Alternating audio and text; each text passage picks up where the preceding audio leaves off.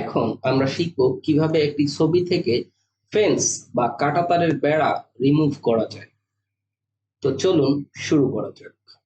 প্রথমে আমরা যে ছবিটা এডিট করব সেটা ওপেন করে নিই।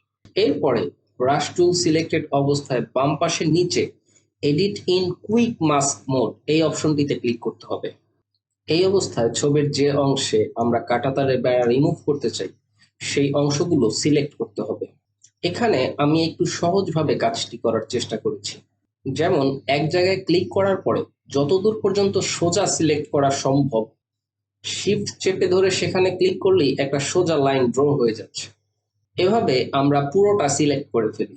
এরপরে বাম পাশের নিচের একই আইকনে ক্লিক করি, যদিও এবারে আইকনটার নাম চেঞ্জ হয়ে এডিট ইন স্ট্যান্ডার্ড মোড হয়ে গেছে।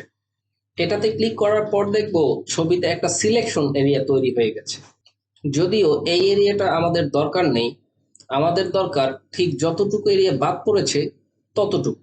এই জন্য আমরা প্রথমে রেক্ট্যাঙ্গুলার মার্ক টুল সিলেক্ট করব, এরপরে ইমেজ সিলেকশনের উপরে রাইট ক্লিক করব, দেন সিলেক্ট ইনভার্স।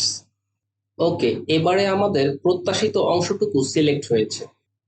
এবার আমরা এডিট মেনু থেকে ফিল অথবা ইমেজের সিলেক্টেড অংশে রাইট ক্লিক করে যে ফিল অপশনটা আছে সেটাতে ক্লিক করব।